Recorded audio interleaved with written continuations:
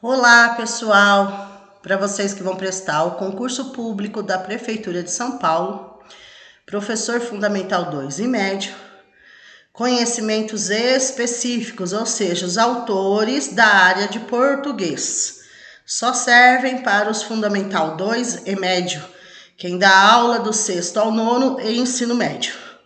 Aqui vocês terão aula 4 e 5, tá? Esses autores servem para 2 aulas aí. Vamos lá? Então, vocês têm aí Antunes, Bagno, Bakhtin, Dols, Gerald, Marcuschi,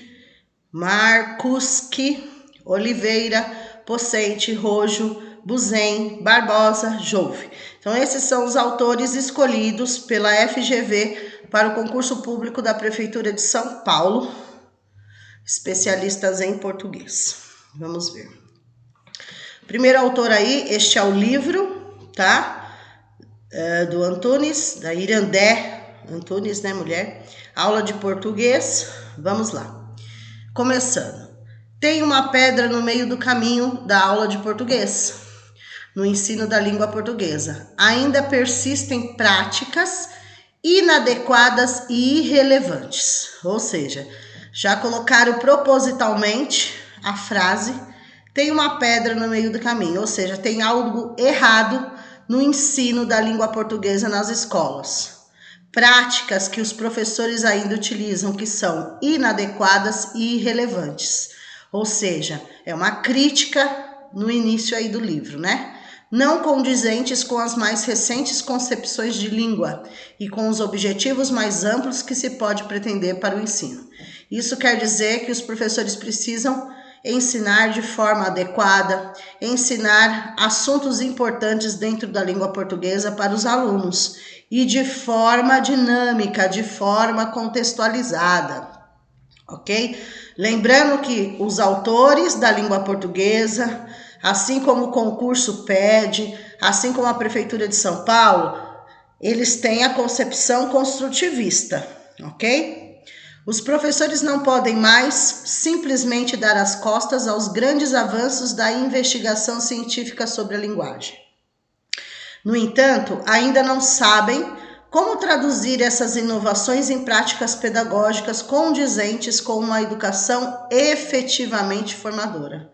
Então, ensinar a língua portuguesa de forma que os alunos estejam aprendendo, que tenham uma aprendizagem significativa, tá?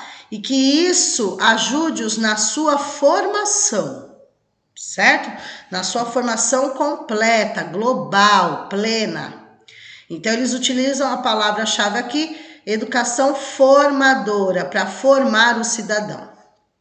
Se não é para ensinar gramática, costumam dizer, então é para fazer o quê? A língua portuguesa, ela é muito abrangente, né? Depois da alfabetização, né, do aluno, requer interpretação de texto, produção de texto, a parte de ortografia, a parte de gramática. Então, é muito extenso, tá? Mas tudo tem que ser ensinado, sim, mas de forma construtiva, de forma dentro da realidade e necessidade do aluno, de forma contextualizada. Uma construção de pontes sempre provisórias capazes de ajudar a gente a se mover sobre as areias movediças no mistério da educação linguística. O foco aí na língua portuguesa, conforme a autora, a leitura, a escrita e a reflexão sobre a língua, tá? Então, é além da alfabetização. Você tem que alfabetizar, letrando, mas depois o foco, né, vai continuar. Então, na leitura, na escrita e na reflexão do que é necessário ensinar aos alunos, ok? Lembrando que vem o currículo e você tem que adequar o currículo conforme o seu planejamento dentro da realidade e necessidade da sua sala de aula. A obra ela é dividida em 6 capítulos, ok? Então, nós temos refletindo sobre a prática da aula de português, assumindo a dimensão interacional da linguagem, repensando o objeto de ensino de uma aula de português, redimensionando a avaliação, conquistando a autonomia, fechando por enquanto. Então, veja, Trata-se de uma obra com uma linguagem clara e precisa em cada capítulo. A autora mostra a teoria junto com a prática, isso é palavra-chave. Como que eu ensino língua portuguesa? Teoria e prática. Eu tenho que ensinar o conceito, mas eu tenho que colocar em prática aquele conceito, só assim eles vão aprender significativamente. E de como é fundamental os professores compreender que esses dois itens, teoria e prática, estão interligados e que um depende do outro para desenvolver trabalhos na leitura, na escrita, nas aulas de gramática, nas reflexões sobre a língua, propondo assim uma atividade de encontro e interação entre o ensino de português e o ensino da língua. Continuando. Aí o que eles colocam aqui? O pensamento da autora, a frase da autora. Uma gramática fragmentada, é uma crítica, tá?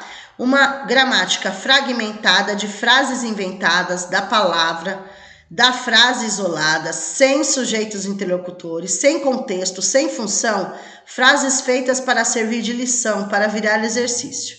Ela é contra esse tipo de coisa, por isso que a palavra-chave é contextualização.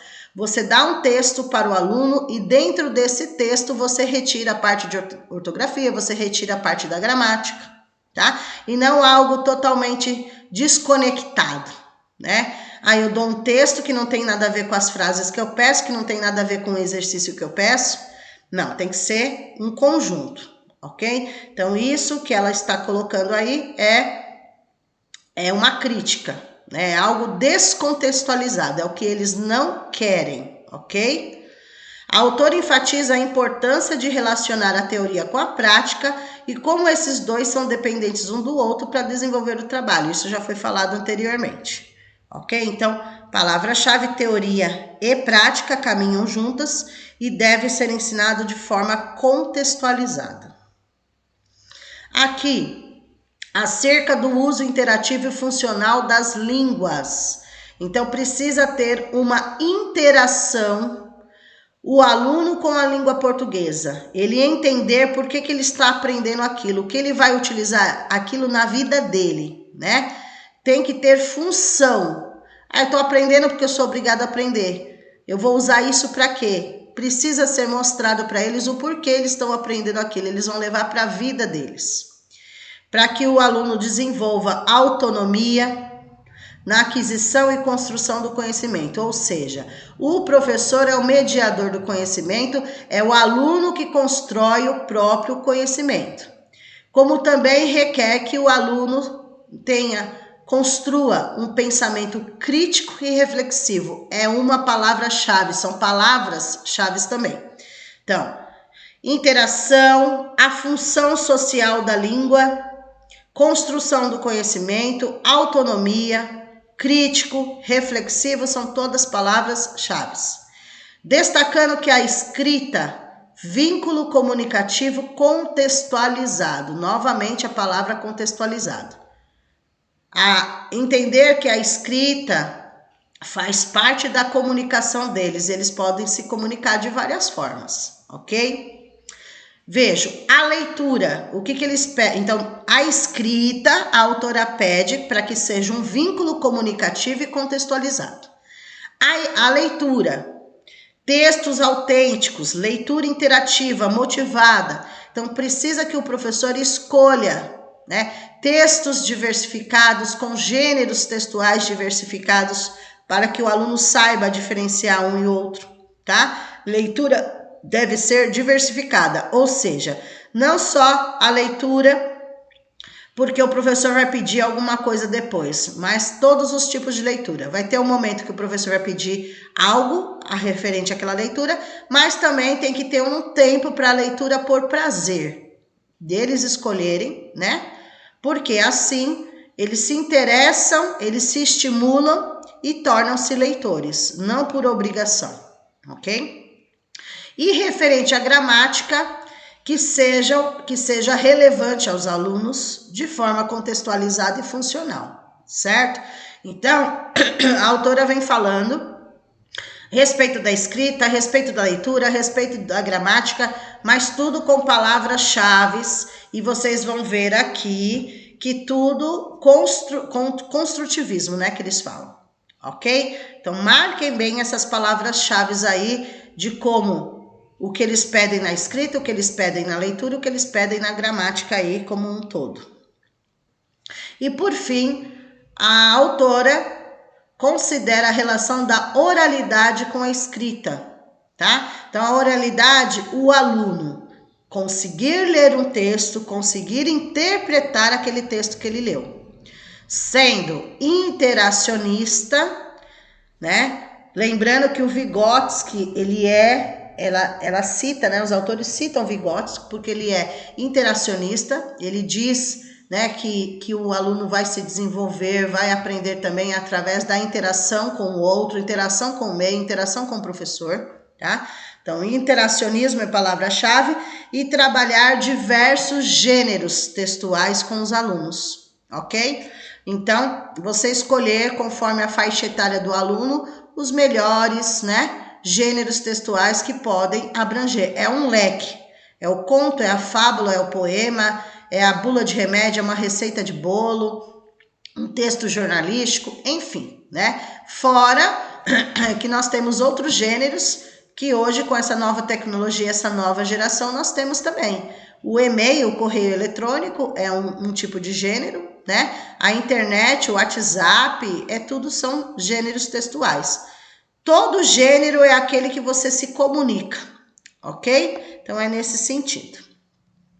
Mais um autor aí, que é o Marcos Bagno, que vai falar sobre o preconceito linguístico, o que é e como se faz, tá? Vejam que na capa do livro tem pessoas do interior do nosso país, né? De regiões mais afastadas. E por que o preconceito linguístico? A forma, eles também são da língua portuguesa? São. Mas depende da região do nosso país, eles têm um dialeto diferente do nosso, da região sudeste. Não pode existir nenhum tipo de preconceito com eles, né? É isso que o autor vem falando. Ó, o preconceito linguístico é segundo o professor linguista e filósofo, né? Tá errado ali. Não, tá certo. É que ele não é filósofo, ele trabalha com a língua, né? Então tá certo a palavra. Todo juízo de valor negativo é um preconceito, de reprovação, de repulsa ou mesmo desrespeito às variedades linguísticas de menor prestígio social. Ou seja, não pode existir preconceito com a fala diferenciada, a forma como eles falam, diferenciada de quem é da região sudeste, por exemplo. Então, não pode haver, tá? Então, existem essas variedades linguísticas, ok? Normalmente, esse pré-julgamento dirige-se às variantes mais informais e ligadas às classes sociais menos favorecidas, as quais, via de regra, têm menor acesso à educação formal ou têm acesso a um método educacional de qualidade deficitária. Ou seja, muitas pessoas que têm essas variedades linguísticas, que sofrem algum tipo de preconceito linguístico, muitas delas não têm uma educação formal, ou seja, muitas delas não estiveram na escola ou pararam de estudar, ou por algum motivo, né? Quando falo educação formal, significa dentro da escola, ok? Aprenderam com a vida, algo assim. Então, não pode existir esse preconceito linguístico, conforme o autor. Causas do preconceito. Então, assim, segundo Bagno, na obra Preconceito Linguístico, que é como se faz, o preconceito linguístico deriva da construção de um padrão imposto por uma elite econômica e intelectual, que considera como erro e, consequentemente, reprovável tudo que se diferencie desse modelo. Além disso, está intimamente ligado a outros preconceitos que também estão presentes na sociedade. Então, além do preconceito linguístico, envolve outros tipos de preconceito também. Então, assim, as pessoas que falam de uma forma diferente, para muitos é considerado um erro, mas não é um erro. É as variedades linguísticas que existem na nossa língua, ok? Então, envolve também, além do preconceito linguístico, o preconceito socioeconômico, o preconceito regional, o preconceito cultural, E quem sofre os maiores tipos de preconceito? São os das classes populares mais baixas, pessoas pobres, que são, de certa forma, vítimas de todo esse preconceito, tá? Então, é falado aqui que, por exemplo, o preconceito cultural, o pessoal que é bem da zona rural, né? O famoso, entre aspas, caipira. Olha como que ele fala, o caipira fala desse jeito. Olha ele, arrasta as palavras, arrasta o R, arrasta o S. Então, assim, não pode, apesar de muitas pessoas considerarem uma brincadeira, né, uma brincadeira de mau gosto, isso não é uma brincadeira, é um tipo de preconceito, tá bom? Depois, se vocês quiserem dar uma lida geral aí, tranquilo, mas aqui é só focando, o foco dele é o preconceito linguístico, mas ele não deixa de falar que existem outros tipos de preconceito também, tá? Que devem ser evitados. Racismo também é algo que está presente no nosso país, não é só o racismo da cultura negra, mas o racismo de uma forma geral, ok?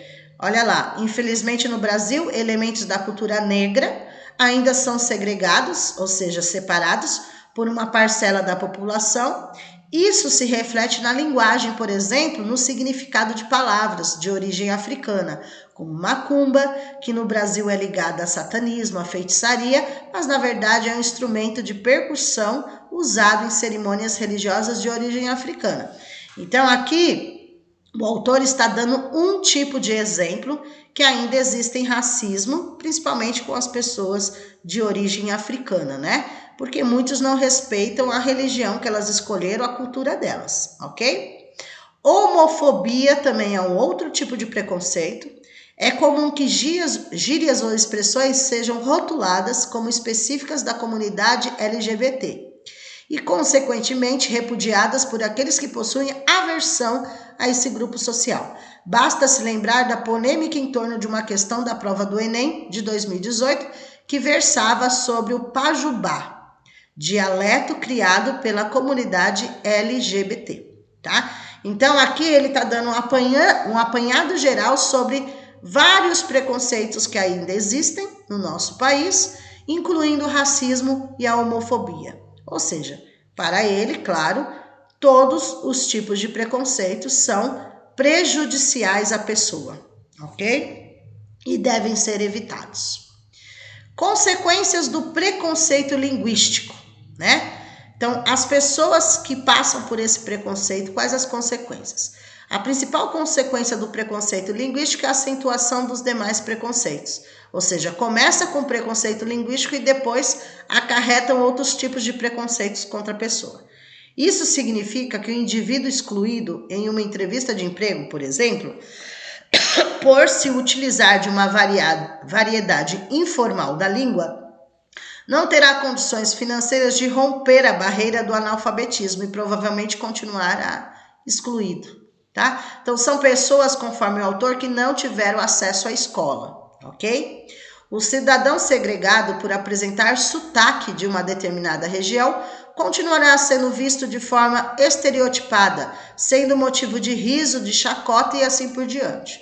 Tá? Então, eles sofrem muito com esse preconceito linguístico que não deveria existir. Então, aqui eu não vou ler, tá, gente? Mas, novamente, eles finalizando aí, desde quando existe o preconceito linguístico no Brasil, tá? Existe o preconceito, principalmente de quem é das regiões Nordeste, Norte e Centro-Oeste do nosso país, tá? Muito pouco os da região Sudeste e Sul. Tem, mas é muito pouco. A maioria de quem sofre esse preconceito é da região Nordeste do país, né? Norte e Centro-Oeste. Aqui tem algum tipo, mas é muito pouco em comparação às outras regiões, tá? E fim do preconceito linguístico. Acabou totalmente? Não, não acabou. A participação de escola, família e mídia na propagação do princípio da adequação linguística é fundamental para o fim do preconceito linguístico.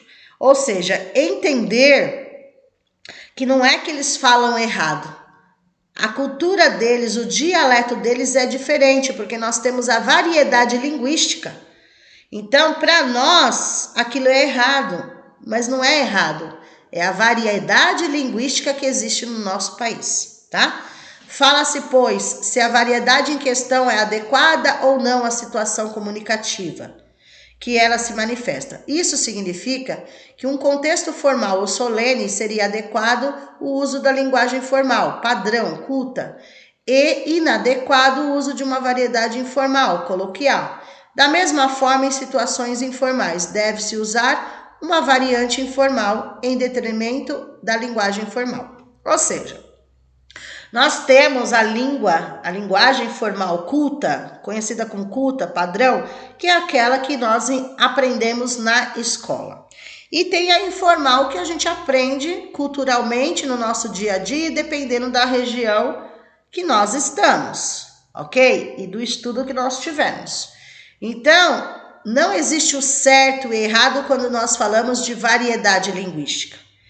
Existe a aceitação que não existe uma única forma, tá bom? Então, resumindo, evitar o tipo de preconceito linguístico, porque não é que essas pessoas falam errado, tá? É a linguística delas, é a cultura delas, é a região onde ela está, é o dialeto delas, ok? Bom, mais uma autora aí, Estética da Criação Verbal, do Bakhtin, que também é muito conhecido em concurso público. O teórico da literatura russo, Bakhtin, A Estética da Criação Verbal, que é o livro dele, pensou alguns envolventes postulados que podem também auxiliar na compreensão do papel do autor e do que seria a relação personagem ou herói e escritor, tá? Então eu vou explicar aí quando ele fala dessa estética da criação verbal. Porque muitos professores querem o ideal do aluno, né? Buscam o ideal na cabeça do professor. Mas nós temos que ver que os alunos, eles têm diferentes formas de comunicação, de expressão, de entendimento, nem todos são iguais, né? Então, nesse sentido. Aqui o foco é a parte da literatura aí, dessa criação, dessa produção, tá? Então, quando ele fala aqui a relação personagem e herói numa história, né? E a relação que existe com o escritor. Porque às vezes o escritor pode escrever algo que não tem nada a ver, não tem coincidência, não tem nada a ver com a sua vida pessoal, tá? Ou muitas vezes o autor, o escritor coloca sim, escreve uma história baseando numa experiência que ele mesmo teve, tá? E daí isso vai ser transferido para o aluno, porque a ideia é fazer com que o aluno produza, né? Produza histórias. Mas vamos lá. Os gêneros de discurso em Bakhtin são formas históricas características de enunciados, e não tipos abstratos e formais de textos. O texto oral ou escrito é uma unidade que ocorre na realidade imediata analisável, não no domínio formal da língua. Então, conforme o Bakhtin, existem textos orais e textos escritos. E isso deve ser ensinado aos nossos alunos, que eles podem se comunicar oralmente com aqueles gêneros textuais, assim como eles podem se comunicar também na parte escrita, tá? Mas tudo são formas de comunicação. Então, todo enunciado é composto por 3 elementos constitutivos: conteúdo temático, né, sobre qual assunto que vai falar, a construção composicional, né, tem que ter começo, meio e fim, e o estilo que vai ser escolhido. Então, no sentido assim, eu vou fazer um conto. Aí você segue um estilo. Eu vou fazer um poema, você segue outro estilo. Então, tudo depende da sua produção, a abordagem que você vai estar fazendo. Segundo Bakhtin, esses gêneros podem ser divididos em dois grupos, primários e secundários. Então, primários são os principais e depois os secundários, né, em segunda ordem. Os primários se definem nas situações comunicativas cotidianas, espontâneas, informais. E os secundários aparecem em situações comunicativas mais complexas, como os enunciados técnicos, as teses científicas. Então tem esses dois, né? Os primários são considerados os mais simples e os secundários, palavras mais técnicas, aquela coisa toda. Os dois estão certos, tudo vai depender do que eu vou escrever, é o que eu vou utilizar, tá? Se for um texto mais científico, eu vou utilizar palavras mais técnicas mesmo. Se for um texto, uma história que eu criei, eu vou utilizar termos mais fáceis, né? Com palavras, linguagem mais simples. Independente um ou outro, são palavras-chave, são situações comunicativas. Eu posso me comunicar tanto de uma forma como de outra. Tudo depende da situação, da realidade, da necessidade. Para o círculo de Bakhtin, portanto, qualquer aspecto dito linguístico só pode ser observado no interim do fenômeno da interação verbal. Então, você interagir verbalmente.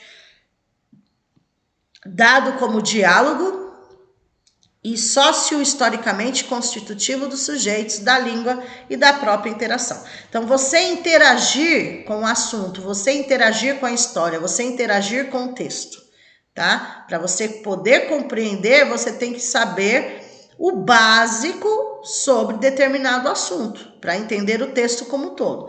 Por isso que depende de cada situação comunicativa.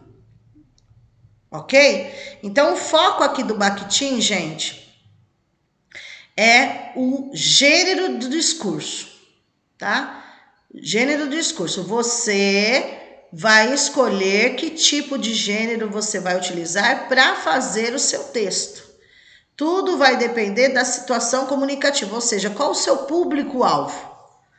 Se for um texto científico, uma tese de mestrado, alguma coisa assim, vai ser palavras mais rebuscadas, palavras mais técnicas para ser utilizado. Se for textos mais simples, palavras mais informais, do nosso cotidiano, enfim. Mas tudo são situações comunicativas, depende do ambiente, depende da situação, enfim. Ok? Próximo autor é o Dawes, tá? Gêneros orais e escritos na escola. Caiu também esse livro para quem é polivalente e caiu também para quem é só especialista em português. Aqui não vai ser pedido todo o livro, eles só focam no capítulo 3, tá? Então não é o livro todo, é só o capítulo 3 que eles pedem, tá? Os gêneros escolares, é isso que eles focam. Eles falam de todos, mas assim, o foco é no capítulo 3, gêneros escolares. Quais os gêneros que nós podemos ou trabalhamos mais nas escolas com os nossos alunos?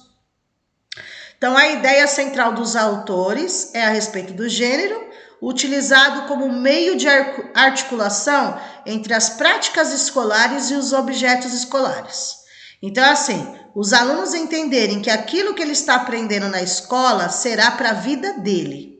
Ele vai utilizar isso lá fora e não só para a sala de aula, tá? Por isso que tem que ter uma articulação entre objetos escolares, o que eles aprendem na escola, com as práticas sociais, ou seja, eles vão usar isso na vida deles. Mais particularmente no domínio do ensino da produção de textos orais e escritos. Então, os alunos aprendendo que existem vários gêneros textuais, quando eles forem produzir os seus próprios textos, eles vão poder escolher, porque eles sempre vão se identificar com algum. Vai chegar um momento que o aluno vai escolher, olha, eu gosto mais de fazer conto. Eu gosto mais de produzir fábula, eu acho mais interessante, tem a moral da história. Eu gosto mais de produzir um poema, porque eu gosto de rimar. Então, assim, vai chegar um momento que os próprios alunos vão escolher os tipos de textos, tá? Enfim. As práticas sociais se dão nas relações que os sujeitos estabelecem entre si, relações sociais de diferentes formas, sendo a linguagem uma delas. As diferentes expressões orais e escritas, tá? Vocês podem ver que cada autor é um quebra-cabeça, um vai se interligando com o outro. No final, quando vocês forem ver os mapas mentais, vocês vão ver que não saiu fora do contexto um do outro. Apesar de serem vários autores, eles não saem do mesmo contexto, tá? As diferentes expressões orais e escritas, suas formas, estilos, funções, emergem das práticas sociais. Ou seja, o que eu vou usar para me comunicar vai depender da situação comunicativa. Então, eu quero falar com um amigo, né? Um amigo, levar uma mensagem, falar com um amigo. Eu vou utilizar o e-mail, eu vou utilizar hoje mais fácil o WhatsApp, eu posso ainda fazer uma carta para ele. Dificilmente alguém faz carta hoje, mas não deixa de ser um gênero textual que pode ser usado para comunicação, certo? Então, tudo vai depender para quem que eu escrevo, né? Qual o assunto, qual o ambiente, né? Agora, se eu vou escrever uma carta exigindo alguma coisa ou uma carta para a justiça, para a defensoria pública, o estilo é diferente, tá bom? Então, tudo depende de cada situação comunicativa, ok? Se materializa em diferentes tipos de texto ou em palavras mais técnicas, gêneros linguísticos. Por exemplo, para o concurso público, eu tenho que escolher um tipo de texto. Quem escolhe é a FGV, é a Prefeitura de São Paulo, é o concurso público. Eles escolheram que tipo de texto que vocês vão ter que produzir? O texto dissertativo, abordando um tema, argumentando esse tema, tá? Se eles deixassem livre, vocês escolheriam qualquer tipo de texto. Lembrando que nós temos o narrativo, o descritivo e o dissertativo, como tipo de texto. Os que tem dentro deles que são os gêneros orais. Gêneros orais escritos, ou seja, gêneros textuais, certo? Então, por exemplo, o conto, a fábula vai entrar no narrativo. Redação de concurso público vai entrar no dissertativo e etc, tá? É na escola que as expressões linguísticas usadas nas práticas sociais são apropriadas pelas crianças. Esse processo de apropriações ocorre através de diferentes gêneros linguísticos. Ao ser transposto para o ambiente escolar, o gênero é, além meio de comunicação, objeto de ensino-aprendizagem, transformando, portanto, em gênero escolar. Então, existe os gêneros textuais, certo? Que é um meio de comunicação. Porém, além deles serem gêneros textuais, eles têm que ser aprendidos corretamente, de forma significativa na escola. Então, esses gêneros na escola se tornam objetos de ensino-aprendizagem. O aluno vai ter que aprender esses gêneros, tá? Que daí, quando se dá na escola, quando eles aprendem, por isso que se torna gênero escolar. Porque gêneros textuais, orais ou escritos, é para todos, tá? Agora, quando nós falamos gênero escolar, são aqueles mais usados na escola. Então, o professor vai definir conforme a faixa etária, a necessidade e realidade da sua sala de aula, tá? Contrapondo-se a essas correntes que geram práticas limitadoras de ensino-aprendizagem da linguagem, o autor defende que os gêneros são objeto e instrumento de trabalho para o desenvolvimento da linguagem, ou seja, é necessário trabalhar na escola com seus alunos. É apontada a necessidade de construir modelos didáticos de gêneros, a partir dos quais seja possível elaborar sequências didáticas, ó, a palavra-chave aí, que possibilitem a apropriação dos gêneros pelas crianças. Então, sequências didáticas, você vai elaborar de forma dinâmica atividades que tenham a ver com o gênero que você está trabalhando com seus alunos. Atividades fáceis, médias, difíceis, né? E vai acompanhando o processo. Sendo necessário o estudo das dimensões passíveis de serem ensinadas a respeito de cada gênero linguístico. Para tanto, o autor propõe 3 princípios orientadores da elaboração desses modelos. Legitimidade, que é analisar os conhecimentos produzidos pelos especialistas sobre gênero. Pertinência, capacidade dos alunos, finalidades, objetivos da escola, processo de ensino-aprendizagem. Solidarização, coerentes os saberes em função dos objetivos visados, tá? Então, você precisa conhecer os gêneros. Então, se o professor não conhece, como que ele vai dominar isso para poder mediar o ensino-aprendizagem com o seu aluno? Então, o professor precisa conhecer esses gêneros, né? Mostrar para os alunos esses gêneros, né? Que eles possam adquirir essa capacidade de análise, de entender, de diferenciar esses gêneros.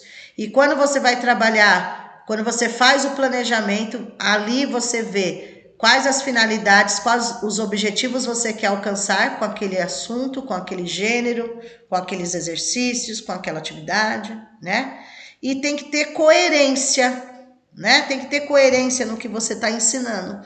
Então, por exemplo, como que você vai ensinar um texto científico, por exemplo, para um aluno de 4º ano, né? É mais fácil você ensinar um texto jornalístico, que ele vai ter acesso a revistas, a jornais, do que um texto científico com palavras científicas que ele não está ainda pronto para aprender aquilo. Então, é nesse sentido. Vamos lá. Planejar uma exposição oral, organizar uma entrevista, participar de um debate, apresentar uma receita, instrução a um grupo, posicionar-se em uma assembleia de classe ou debate, são alguns exemplos de gêneros orais que você propõe para o seu aluno. Gêneros orais. Olha, vocês vão fazer uma exposição, vão montar uma entrevista, então escolhe um funcionário, escolhe um amigo. Vocês vão apresentar uma receita. Então, tudo que for apresentado, né, exposto ao público, à sala de aula, serão gêneros orais, que você vai utilizar a sua oralidade, tá bom? Aqueles que, embora apresentados oralmente, também dependem da escrita. Então, apesar de muitos gêneros orais, antes de você apresentar, você precisa escrever, né? Então, a receita, você vai apresentar a receita para a sala, mas antes de você apresentar falando, você tem que escrever. A exposição, antes de você expor, você vai ter que escrever. A entrevista, antes de você apresentar para todos, você tem que escrever. Então, gêneros orais também podem estar ligados à escrita, ok? Alguns exemplos também, mais exemplos também. Peças de teatro, antes da apresentação, tem a escrita. Palestras, exposições, seminários, entrevistas, reportagens, TV, contação de história, enfim, sarau de poemas. Eles escrevem primeiro para depois poder apresentar, tá? Outros exemplos aí de gêneros textuais, tá? Aqui no caso, os gêneros textuais. O romance, o conto, a crônica, o poema, ensaio, biografia, diário, notícia, artigo de opinião, resenha, e-mail, verbete de dicionário, manifesto, bilhete, são alguns exemplos de gêneros textuais. Aí é você que vai decidir o que você vai trabalhar naquela faixa etária com o seu aluno. Então, você vai escolher o conto, o poema, a notícia, o bilhete, aí tudo depende da sua realidade e necessidade da série, né? Do ciclo, a série, o ano que você está dando aula, tá bom? Os autores apontam de forma clara que uma sequência didática tem por finalidade. Então, palavra-chave, sequência didática. Ajudar o aluno a dominar melhor um gênero, permitindo assim escrever ou falar de maneira mais adequada numa dada situação de comunicação. Outra palavra-chave, situação de comunicação, tá? Tudo vai depender qual a situação de comunicação que eu vou usar para escolher um gênero textual, certo? Então, nesse sentido. Mais um autor aí, autores, né? Gerald e Citelli, aprender e ensinar com textos de alunos. Então, utilizar muitas vezes os próprios textos que os alunos produzem. Por quê? Isso aumenta a autonomia deles, aumenta a autoestima deles, eles se sentem importantes também naquele processo, né? Olha, meu texto está sendo utilizado. Mas para isso, eles precisam gostar, eles precisam aprender a produzir textos também, né? Vamos lá. Resultam tanto da vontade de compreender o que está ocorrendo em sala de aula, quanto da vontade de contribuir para a construção da mudança. Então, requer do professor aceitação que a mudança é necessária. Então, é difícil para um professor, seja ele qual for, né, aceitar que suas aulas devem mudar, aceitar que sua forma de dar aula deve mudar, que você tem que colocar coisas mais dinâmicas, que chamem a atenção e motivem os alunos, que eles participem do processo, que você é só um mediador, é eles que vão construir o próprio conhecimento. Então, requer mudanças no cenário. Mudanças da sua metodologia, da sua estratégia, do seu recurso, para que se alcance realmente uma aprendizagem significativa. Só um minutinho, gente, deixa eu pegar água aqui. Continuando aí. Abordando o texto como objeto de ensino. Ou seja, gente, tudo que você for ensinar para o seu aluno é um objeto de ensino que precisa ser transformado em objeto de aprendizagem. O objeto de ensino eu penso no professor, eu associo com o professor, porque é ele que vai ensinar. Objeto de aprendizagem eu associo como o aluno, porque é ele que vai aprender. Deu para entender? Então aqui ele fala, o texto é um objeto de ensino, o professor tem que pegar esse objeto de ensino e ensinar o aluno, né? Mediar o conhecimento do aluno. Gerald propôs 3 práticas para o trabalho com o texto. Então, quais as formas que eu trabalho um texto conforme os autores? Leitura, então trabalhar o texto com leitura, trabalhar texto com produção e trabalhar o texto com análise linguística, que entra as classes gramaticais aí, pontuação, acentuação, classes gramaticais, enfim, é uma análise linguística, entra tudo, tá? Então, um texto pode ser trabalhado de várias formas. Eu não preciso ficar mudando o texto para trabalhar várias coisas no mesmo texto, porque a palavra-chave é contextualização. Então, aquele poema, aquele conto, aquela fábula, não importa, tá? A série, texto jornalístico. Através daquele texto, eu posso trabalhar a leitura, eu posso trabalhar uma produção de texto através daquele, que eles criem seus próprios textos. E no mesmo texto, por exemplo, eu posso trabalhar análise linguística. Eu posso retirar desse texto ortografia correta, eu posso tirar desse texto classes gramaticais, substantivo, adjetivo, advérbio, preposição, conjunção, né? Substantivos, adjetivos, enfim, eu posso tirar do próprio texto. Então, quando vai trabalhar um texto, tem um leque de coisas que eu posso trabalhar, tá bom? Dessas práticas, a central para ele é a produção de texto, tá? Então, assim, ele cita todas, mas o foco desses autores é produzir textos. Tanto é que o nome do livro é Aprender a Ensinar com Textos de Alunos. Se é de alunos, é a própria produção textual do aluno, tá? Então, o foco desses autores é fazer com que os alunos produzam textos. Essa prática envolve 2 tipos de texto e 2 níveis de aprofundamento de leitura. Textos curtos Pode ser trabalhado contos, crônicas, reportagens, lendas, notícias de jornais, editoriais, são textos mais curtos. Ou você também pode trabalhar com seus alunos narrativas mais longas, exemplo, romances, novelas.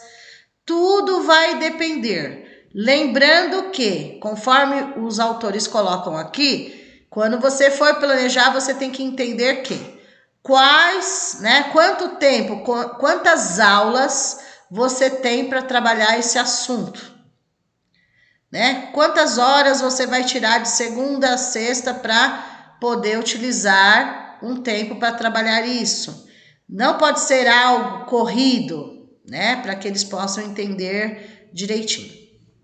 E daí uma proposta que eles vêm trazendo, por exemplo, é uma sugestão, não que seja obrigado a trabalhar dessa maneira, veja. Eles vão considerar número de aulas semanais de 5 períodos, distribuídos idealmente em duas, uma e duas aulas, supostamente. Então, aqui é uma ideia, uma sugestão. Professor, se você pegar segunda, quarta e sexta, né, da sua semana inteira, se você pega segunda, quarta e sexta, o período de aula deles, resumindo, você pode trabalhar vários textos da literatura com eles, tá? Por exemplo, tá? Só resumindo aqui. Se você tem 34 alunos matriculados na sua sala de aula, 40 títulos em seu trabalho no início do ano letivo, preferencialmente 40 títulos diferentes. O que eles querem dizer com isso?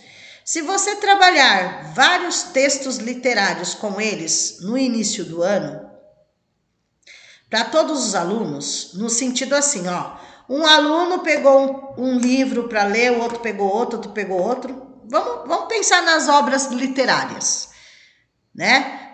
Um pegou um exemplo, tá? Porque essa parte aqui é para alunos do 6º ao 9º e para o ensino médio também. Então, vamos imaginar assim. Tenha 34 alunos na sua sala e cada um pegou um, certo? Um pegou o Guarani, o outro pegou Dom Casmurro, o outro pegou A Hora da Estrela, são nomes de livros da literatura, tá? Aí no começo do ano, se você fizer essa prática durante o ano inteiro, quantos livros eles terão aprendido? Não só eles lendo, mas dos outros alunos reproduzindo. Deu para entender? Então vamos supor, durante o ano inteiro, o aluno, por exemplo, leu 5 livros. Mas ele não vai ter aprendido só 5, porque o colega dele leu 5 diferentes dele, o outro leu 3, o outro leu... Deu para entender? Ele vai ter acesso a uma gama da literatura sem ele ter lido todos, ele mesmo. Mas ele leu 5, leu para ele, entendeu e passou a história para os outros. E é como se fosse uma pirâmide. Se cada aluno fizer isso, no final do ano, quantos títulos eles já vão saber? Deu para entender? É uma dinâmica interessante que os autores passam, tá? Mas cada professor elabora da forma que achar melhor.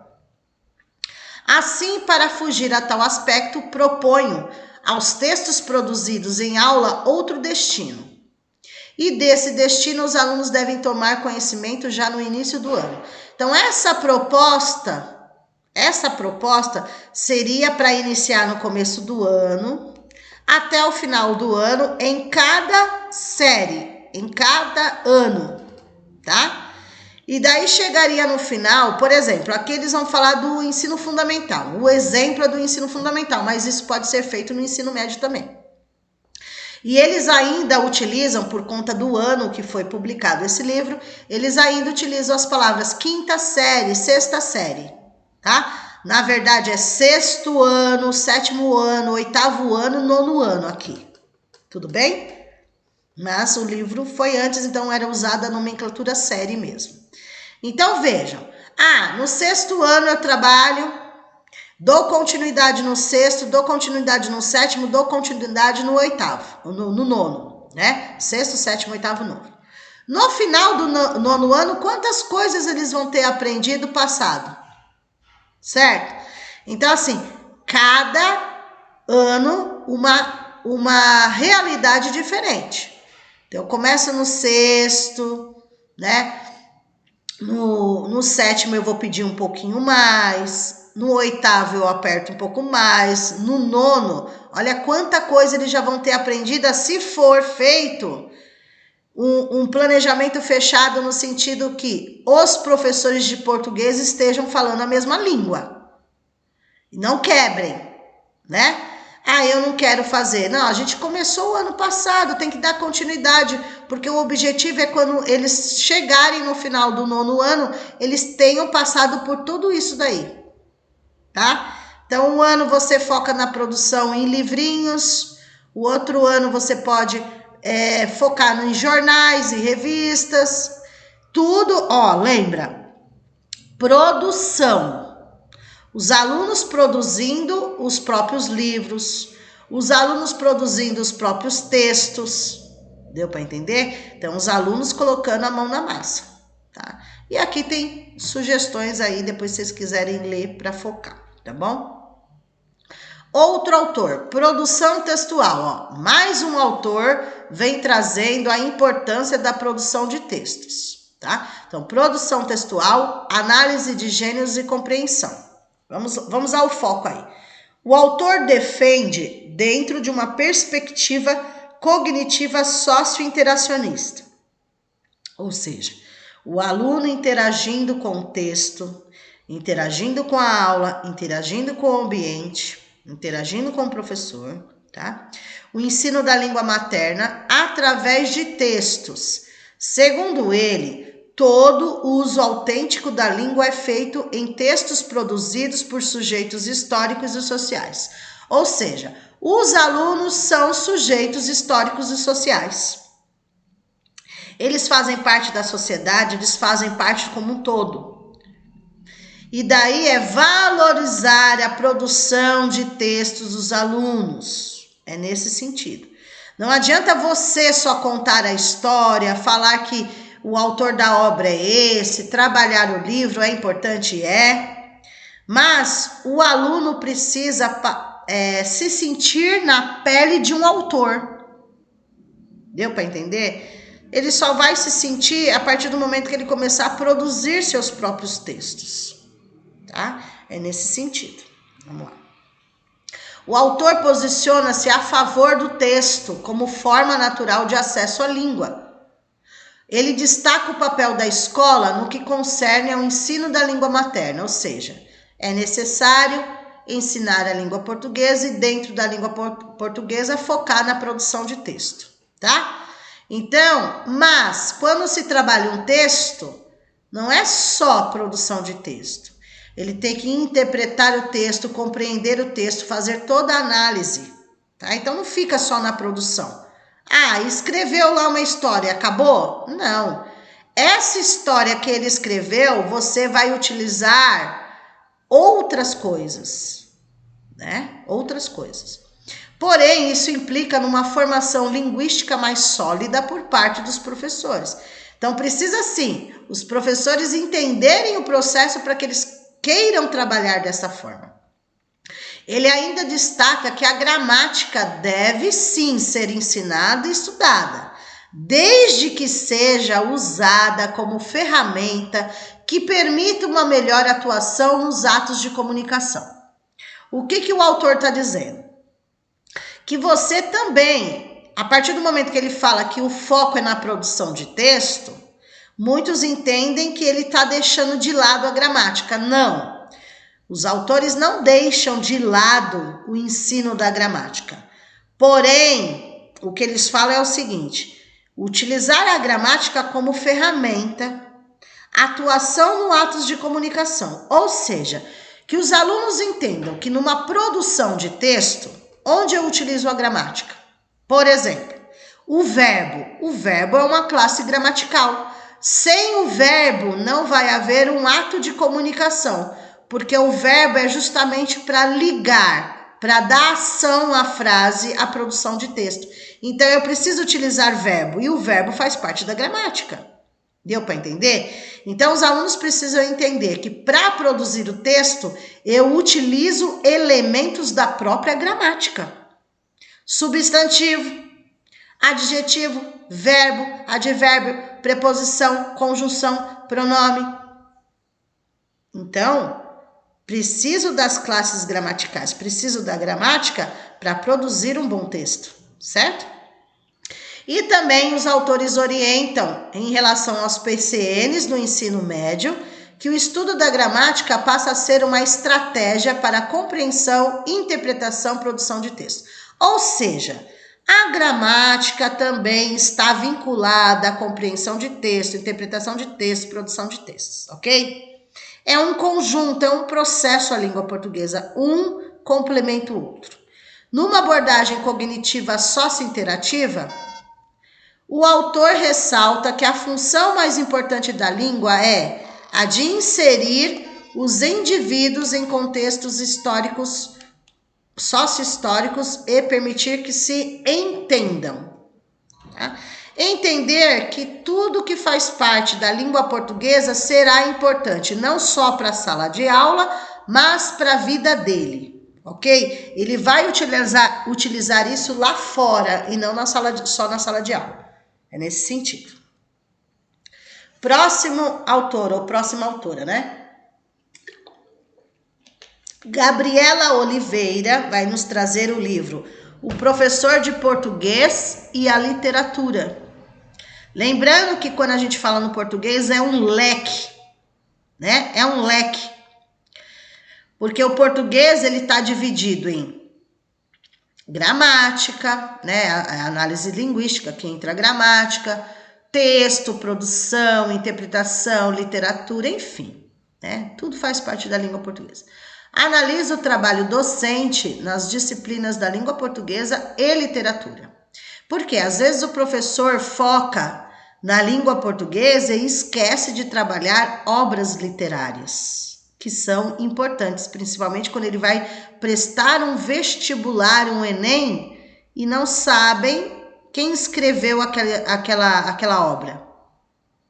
Que são obras que caem muito no Enem vestibular, né?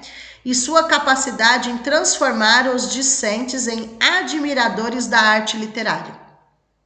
Então, fazer com que os alunos saibam sobre obras literárias, admirem as obras literárias e façam uma contextualização, uma relação em que época foi escrita, né? O que estava acontecendo naquele momento, ok? E que eles conheçam as mais pedidas também em vestibulares, em Enem, tá? Ou seja, que admirem aí a arte literária.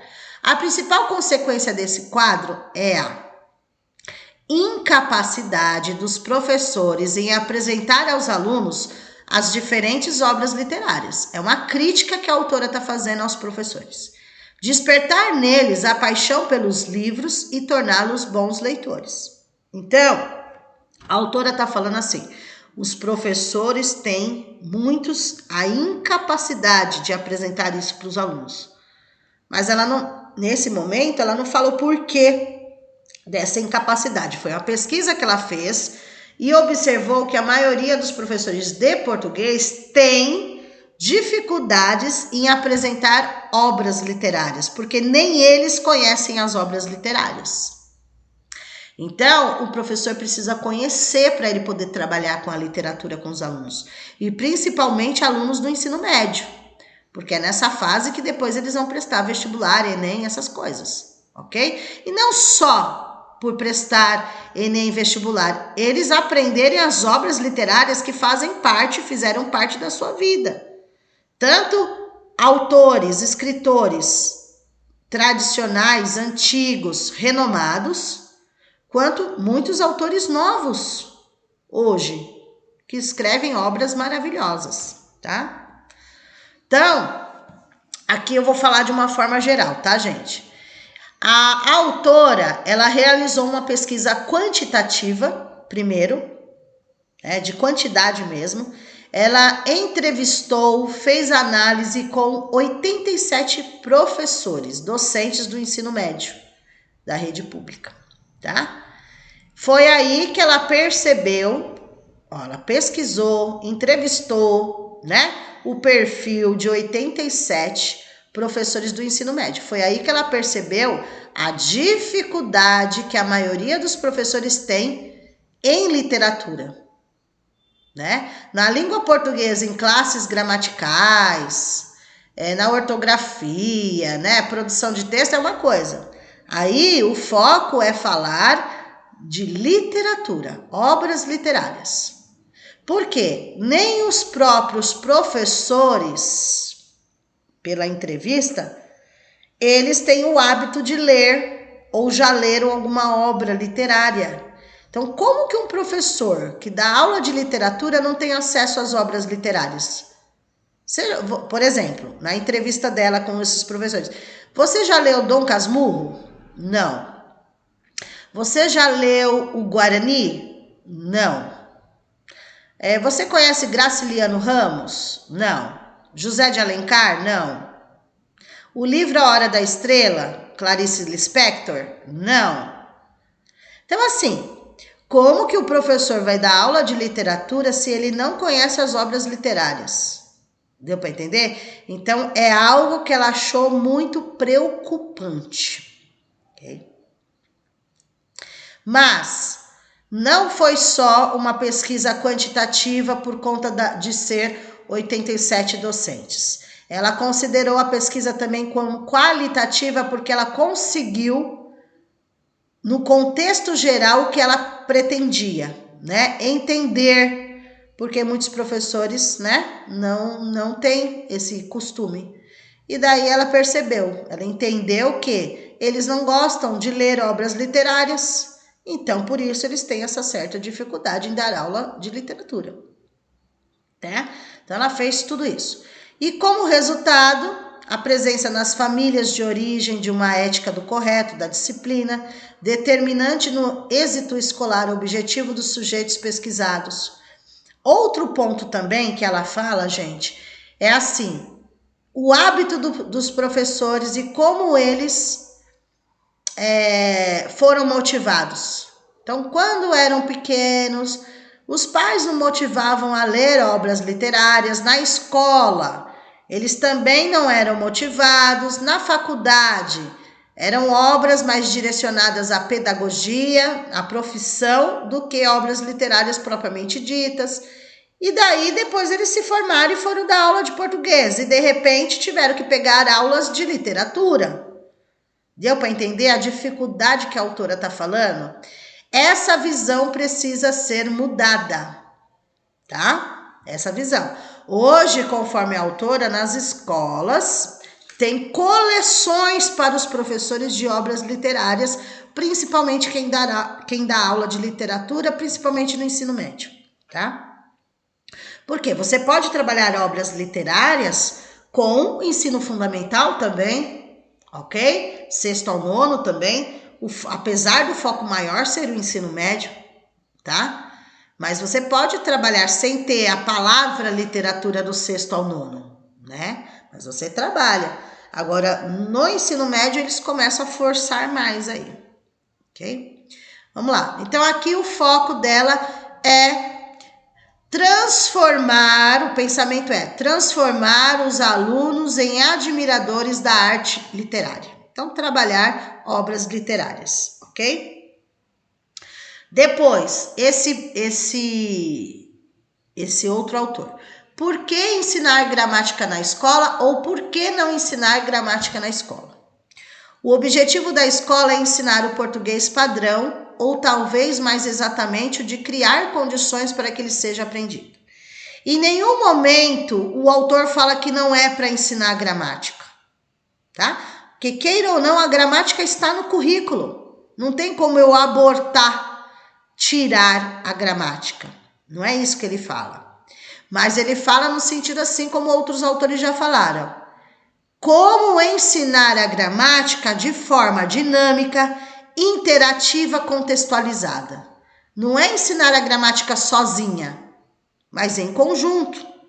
Deu para entender? Então, em nenhum momento ele fala, não é para ensinar. É para ensinar, Mas qual a forma correta de ensinar? Como você está ensinando gramática para os seus alunos? Você tem que contextualizar para ter uma aprendizagem significativa conforme ele. Olha lá, em que consistiria o domínio do português padrão? Do ponto de vista da escola, trata-se em especial, embora não só, da aquisição de determinado grau de domínio da escrita e da leitura.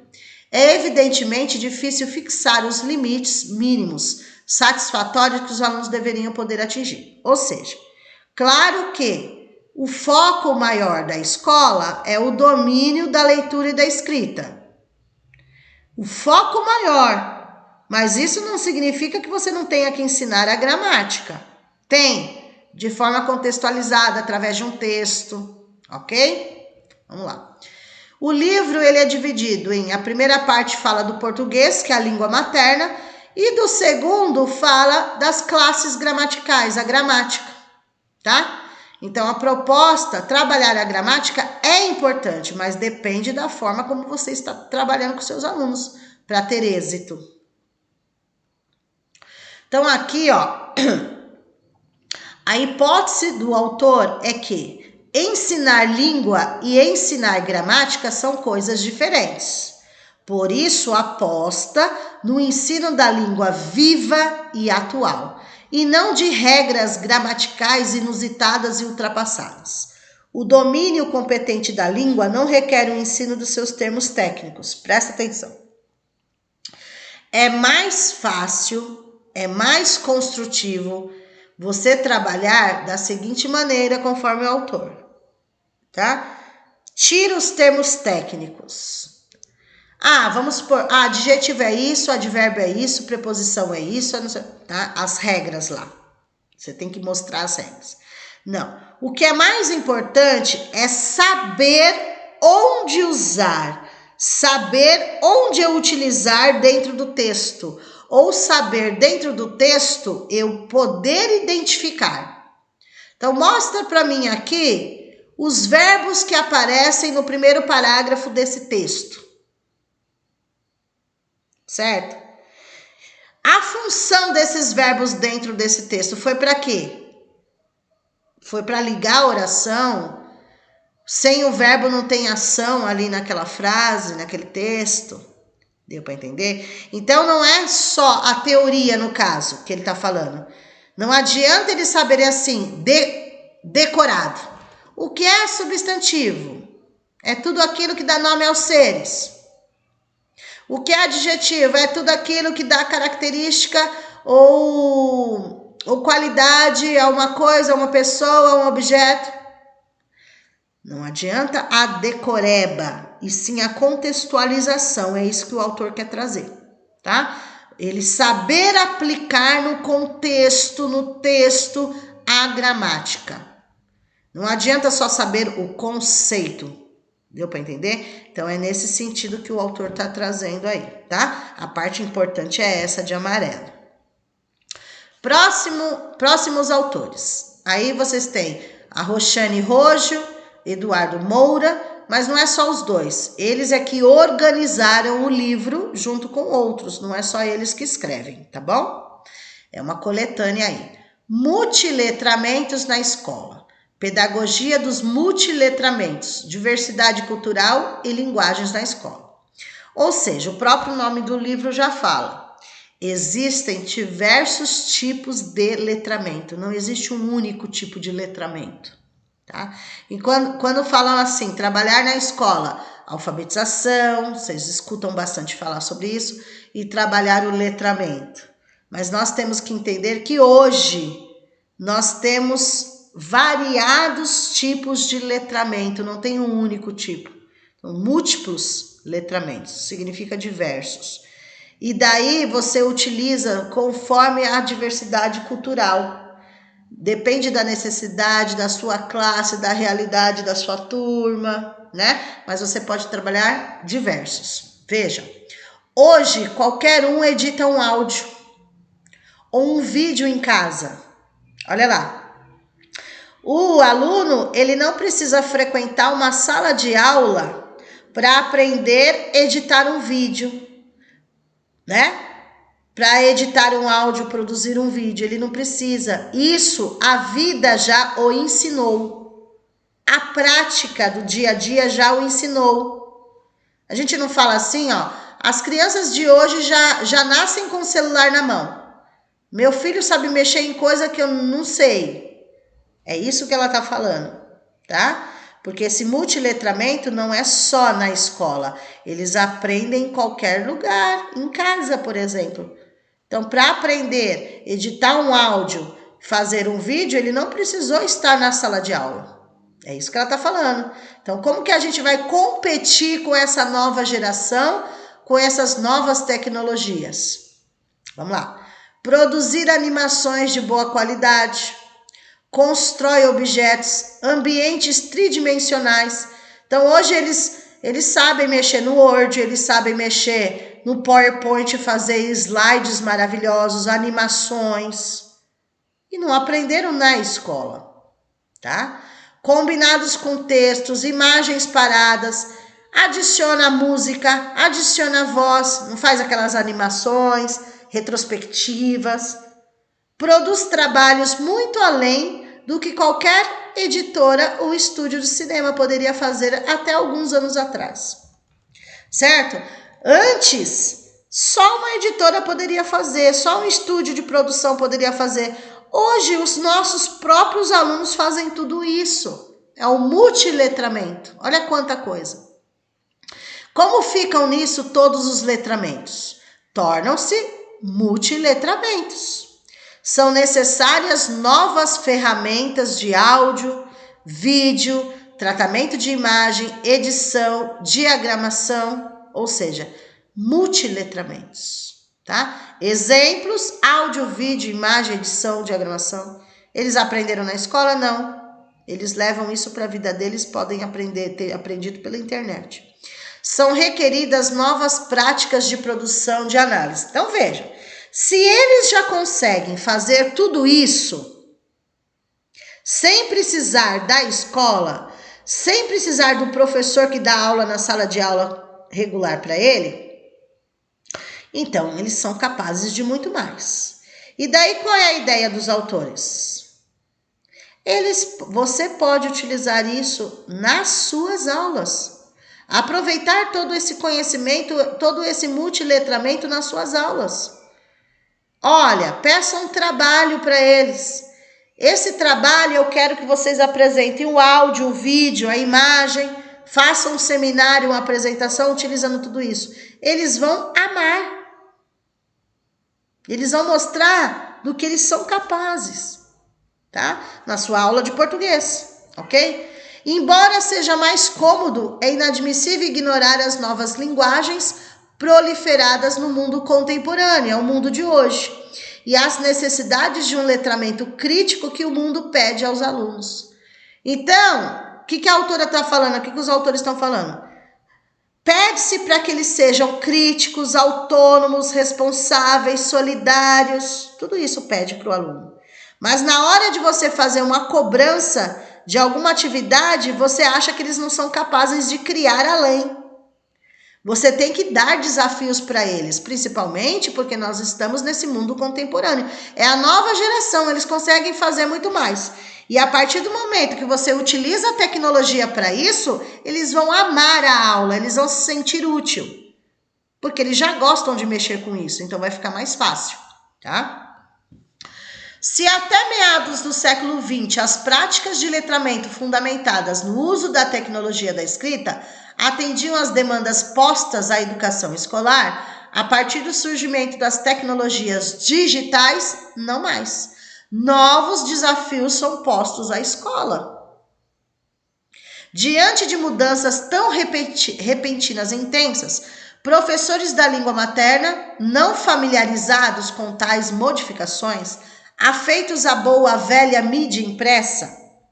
Por quê? Para os professores, muitos professores, conforme as autoras, ficaram só revista, livro, jornal.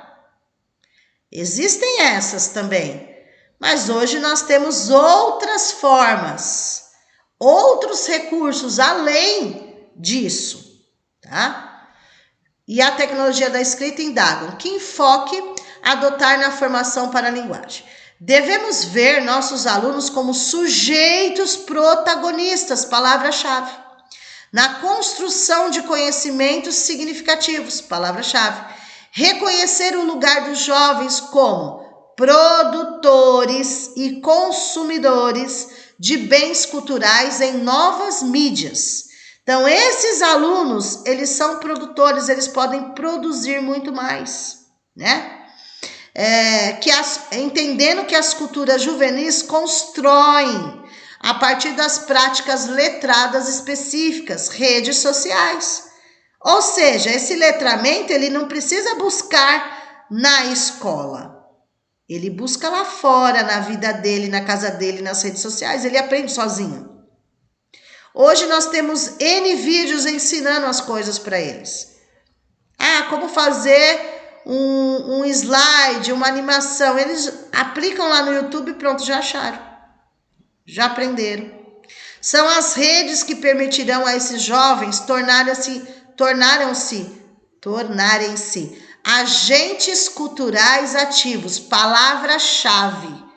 Hoje, nesse multiletramento, nessa nova tecnologia, no século 21, hoje nós temos o quê? Não só alunos, nós temos agentes culturais ativos na nossa escola, nas diversas culturas locais e globais. Estão espalhados esses agentes culturais ativos nas nossas salas de aulas, nas nossas escolas. Vamos aproveitá-los da melhor forma possível. E eles vão ajudar os demais, né? Se alguém não estiver ainda dentro desse contexto, ok? Então, aqui o foco é palavra-chave multiletramento. Utilizar todas as formas, né, que vocês têm para aproveitar esses alunos. Mais um autor aí, autores, né? Glécio Bunzen, Márcia Mendonça. Eles que organizam essa coletânea, apesar de ter outros autores que falam a respeito, tá? Eles só pedem o foco no ensino médio aqui. Então, português no ensino médio e formação do professor. Tá? Discute com professores e pesquisadores o ensino da língua materna no ensino médio. Então, português, como está sendo trabalhada a língua portuguesa no ensino médio? Ele surgiu de inquietações, dúvidas, anseios de professores e formadores de professores com quem pretendemos dialogar 12 capítulos que compõem esse livro. Claro que nós não vamos dialogar com os 12, né? Só a parte que nos interessa. Além de tentar responder aos desafios postos pela sala de aula, uma segunda razão desta obra é a carência de estudos voltados especificamente para o ensino da língua materna no ensino médio. Então, às vezes, focam muito no ensino fundamental, 6º ao 9º, e não focam tanto no ensino médio, que é tão importante quanto, né? Já se debruçaram sobre a realidade do ensino fundamental 1, do ensino fundamental 2. Isso não se repete no ensino médio. Então, assim, o pessoal fica muito focado no ensino fundamental 1, no ensino fundamental 2. E se esquecem dessa formação necessária dos professores no ensino médio. Essa formação continuada também requer no ensino médio. Trata da realidade atual do ensino médio e problematiza a forma como o português é trabalhado, além da formação dos professores, tá? Então, não pode ficar só focado no fundamental, né? Tem que ter um perfil de professor do ensino médio adequado. A divisão feita entre gramática e literatura, os dois devem ser trabalhados no ensino médio, e não escolher, né? Tem que ser trabalhados os dois. É um dos exemplos dados pelos autores do que dificulta o processo de aprendizagem, tanto para alunos quanto para professores. O livro defende a visão da escola como um espaço de vivência, palavra-chave. A escola é um espaço de vivência, não como um lugar que prepara para a vida, como ainda é a visão de grande parte da sociedade. E sendo assim, a escola precisa assumir esse papel. Então, o papel de vivência do dia a dia, Claro que vai preparar, formar o aluno, né? Tudo isso. Mas é pensar no dia a dia, o que eles estão construindo no dia a dia, e não pensar, no final do 3º ano do ensino médio. Não. O que está sendo construído com eles no dia a dia, na vivência? No 1º ano do ensino médio, no 2º ano do ensino médio, no 3º ano. Às vezes só focam no 3º ano do ensino médio porque estão acabando. Tá? Então, tá sendo preparado sim, mas a escola tem que ser vista como espaço de vivência no dia a dia. Lembrando que eles vão ficar no ensino médio 3 anos, ok? Então, no 1º capítulo fala do letramento, né? Da importância do letramento. Daí vocês vão falar assim, mas o letramento não é só na alfabetização? Não, o letramento é para todas as idades, tá?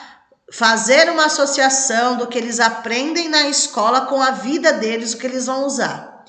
E daí os autores destacam a importância de contextualizar projetos, tá? Então, uma dica que é dada aí pelos autores é: ensino médio, trabalhar com projetos contextualizados. É a dica que eles dão.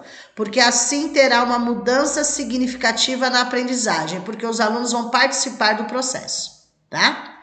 Depois, foco na leitura e no livro didático. O livro didático é um dos instrumentos de construção do conhecimento do aluno, não é o único. Então, você pode utilizar sim o livro didático, mas saber utilizar. Não é eles leem a página 1 até a página 100 do começo ao fim do ano, não é essa a ideia.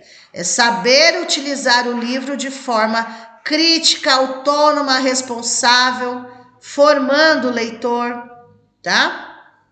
Então, foi escolhido o livro didático mais utilizado na escola, pesquisado e uma das atividades propostas por ele. Então, você pode usar o livro, algumas atividades do livro, para contribuir com a sua aula. E não utilizar o livro do 1º dia ao final do ano, né? Nesse sentido. Tendo o texto como algo que só faz sentido quando lido e interpretado, tá? Discutido e analisado. Então, não é só você dar um texto, uma história, uma obra literária para o aluno ler. Isso tem que ser lido, tem que ser interpretado, tem que ser discutido com a classe, tem que ser analisado. Então, não é só ler por ler. O que vocês entenderam dessa história, dessa obra literária? Por que vocês acham que aconteceu isso? Por que a atitude do autor, a atitude do personagem é fazê-los participar do processo, refletir sobre aquilo que eles leram, trazer para mais próximo da realidade deles? É essa a proposta.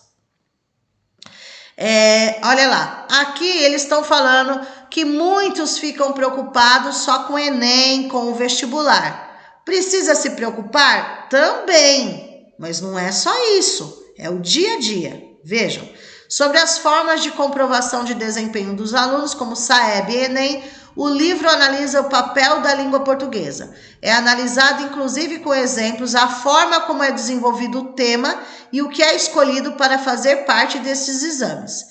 Chegando-se à conclusão de que, mais uma vez, a preocupação é avaliar o que foi aprendido, excluindo-se a importância do social, apesar de existir uma preocupação interdisciplinar mais forte no Enem.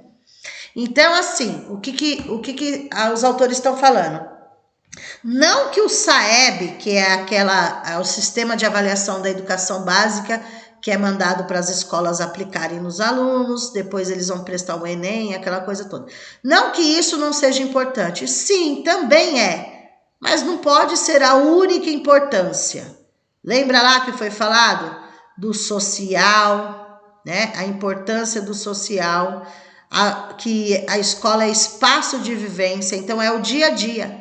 Eles estão aprendendo significativamente no dia a dia ou só estão preocupados por conta de uma avaliação que vai ser feita do SAEB?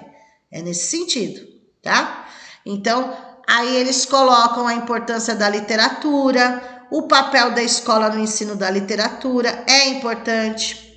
Com a internet, vocês podem estar aproveitando esses recursos tecnológicos para ajudar na sua disciplina, fazer essa interação, tá? Então, é necessário hoje, a tecnologia está inserida na literatura, tecnologia, né? Estão no diálogo perfeito aí, tá? Então, não tem como hoje nós trabalharmos com eles, essa nova geração contemporânea, se nós ficarmos só no passado, né? Então, tem que trazer esses novos modelos metodológicos para a nova realidade, ok? Depois, no 7º capítulo também, foca muito, né? Bate o martelo na importância de trabalhar literatura, obras literárias também.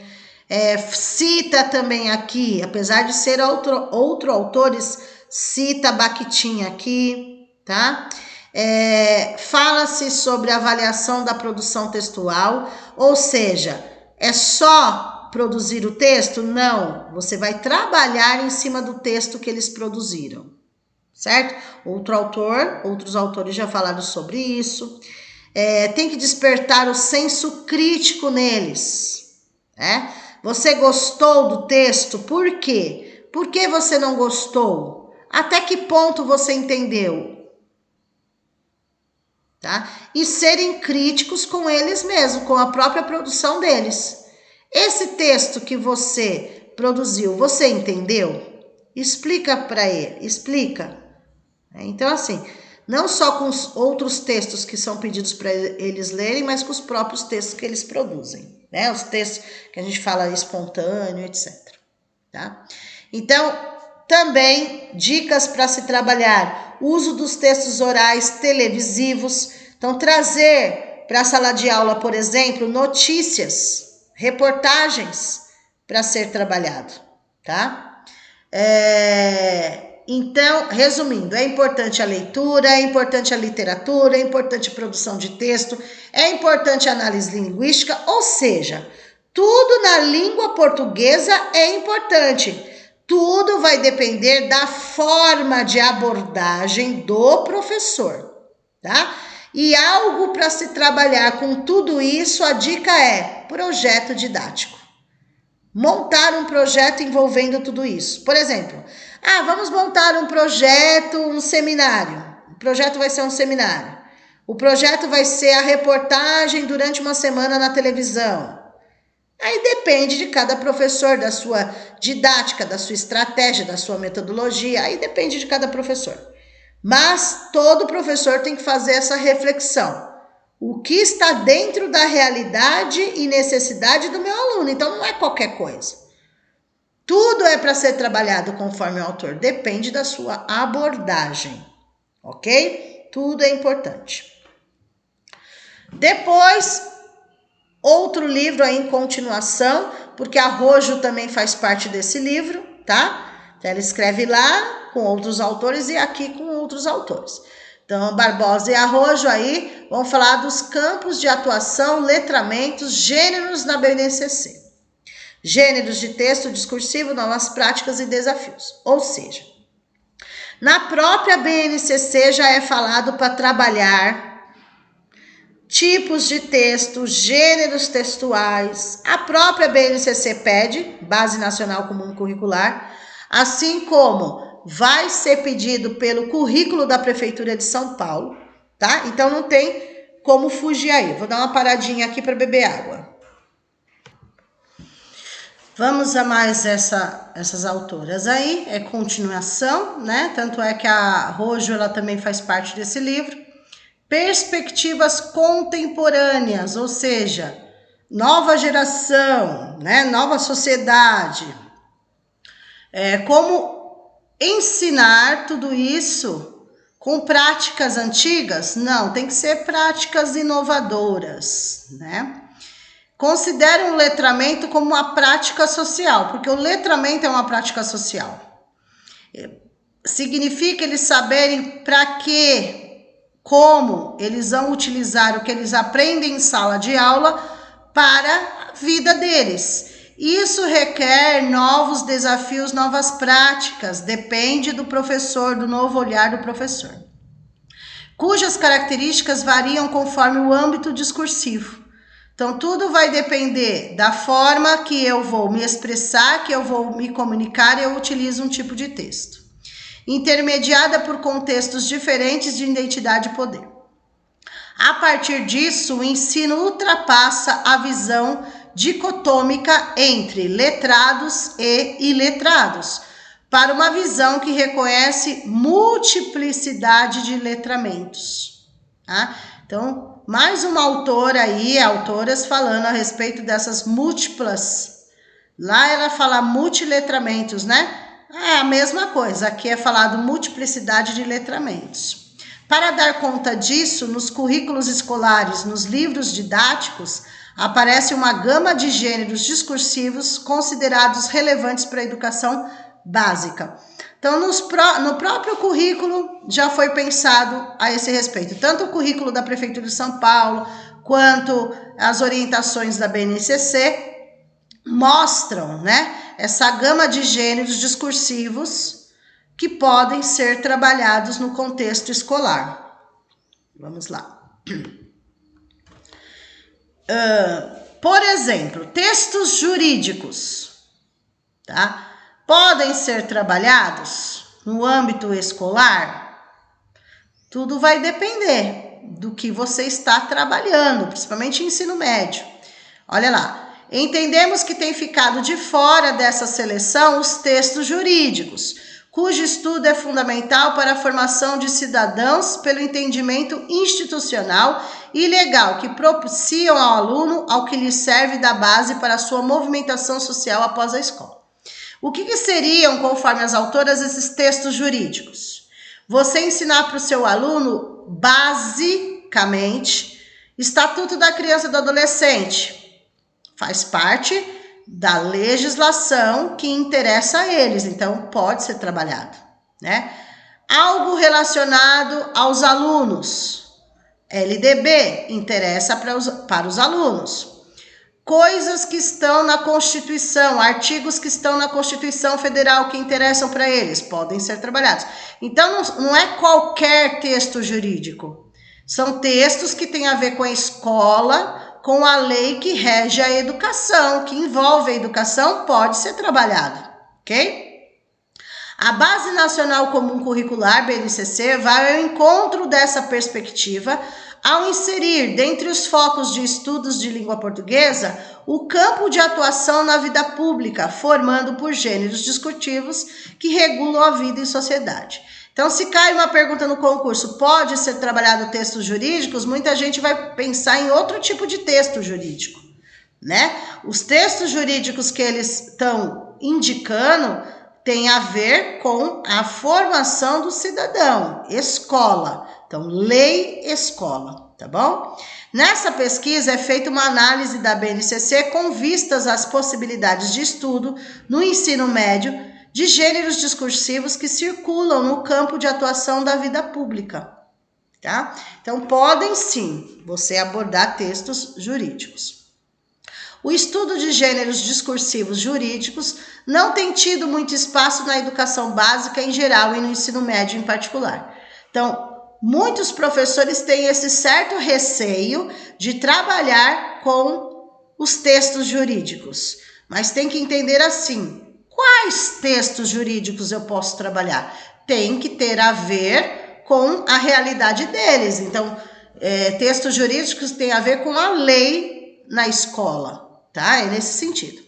O que percebe é que há outros gêneros que são privilegiados, especialmente os formativos, como notícias e reportagens, e os dissertativo-argumentativos, como artigo de opinião, redação escolar, tá? Então, assim, todos são importantes. Informativos, notícias, reportagens, dissertativo, argumentativo, porque é esse que vai ser usado no Enem, no vestibular para eles, em concursos para eles, tá? Mas isso não quer dizer que eu não possa também trabalhar textos jurídicos, ok? Com a organização da proposta da BNCC em campos de atuação social, surge a oportunidade de incluir os gêneros discursivos jurídicos. Então, é indicado pela BNCC, então podem ser incluídos.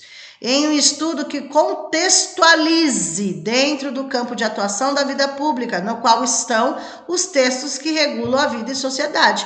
Ou seja, fazer uma contextualização e não termos técnicos, né? Contextualizar para eles o que interessa para eles, ok? LDB, Constituição Federal, principalmente o Estatuto da Criança e Adolescente, que é a lei que zela, que protege os direitos da criança e do adolescente, tá? Lembrando que quando eles estão no ensino médio, eles são ainda adolescentes, né? Adolescente significa até completar 18 anos. Então, eles são. Nesse sentido, conhecê-los, estudá-los é um modo de auxiliar o sujeito a entender, a se movimentar no mundo em que vive. Eles saberem, né, os seus direitos e seus deveres.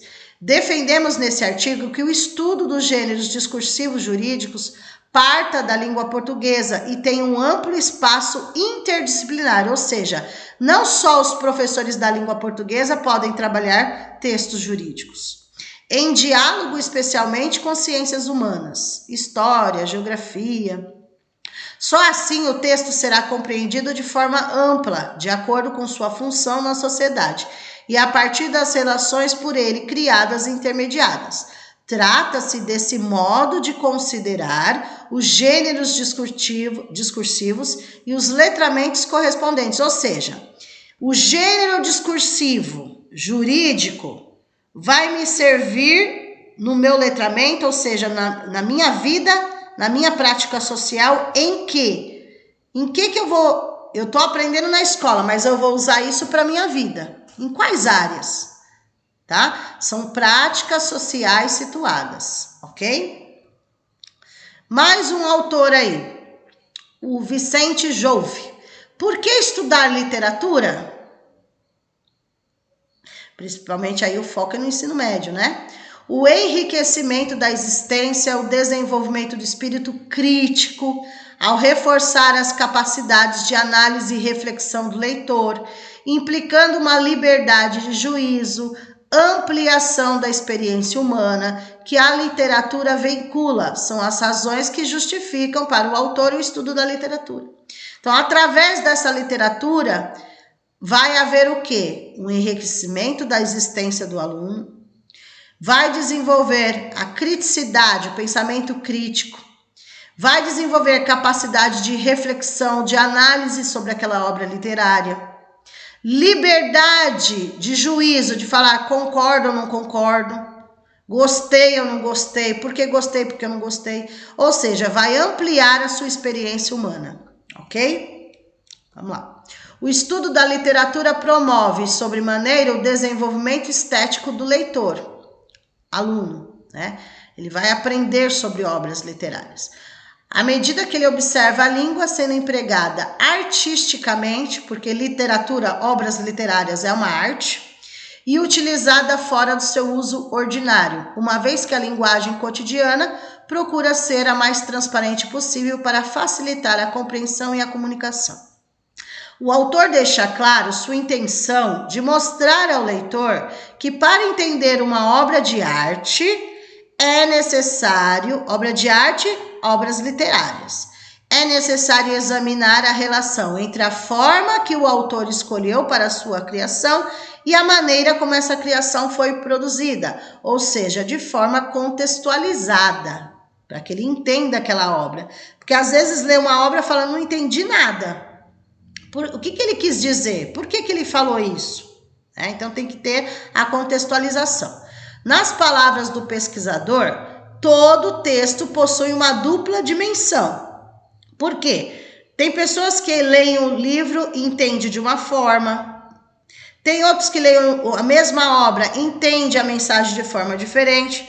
Então, cada um não vai... Vamos supor, pessoas diferentes leem a mesma obra e vão entender de formas diferentes. Isso acontece. Ou seja, em um texto literário, forma não pode ser separada do conteúdo, porque ela faz parte do sentido do texto, tá? Então, tudo vai depender da forma de comunicação que a obra literária requer. Ok, gente? Então, estes são os autores que fazem parte da língua portuguesa dos especialistas que dão aula no ensino fundamental 2 e no ensino médio para o concurso público da Prefeitura de São Paulo, ok? Começa aqui, vocês podem revisar o vídeo, vocês podem ler novamente. Não perguntem para mim qual deles vai cair, porque nós não sabemos. Tem alguns mais conhecidos que sempre caem, tem outros menos conhecidos. Porém, se está na bibliografia do concurso, temos que olhar todos, né? Não tem como eu falar, só esse nós vamos estudar e deixar os outros sem estudar e de repente cair justo aquele que a gente não estudou. Então tem que estudar todos, tá? Peço para que vocês revejam esse vídeo, criem uma contextualização, né? Porque aqui, embora sejam vários autores, é um quebra-cabeça. Um vai interagir com o outro, o pensamento do outro autor. É um quebra-cabeça. Em geral, é tudo que a Prefeitura de São Paulo quer dos professores do ensino fundamental 2 e médio, ok? Vamos lá. Não esqueça que nós vamos ter simulados para treinar esses autores, nós vamos ter treinos de questões, tá? Essa é a parte teórica. Um abraço.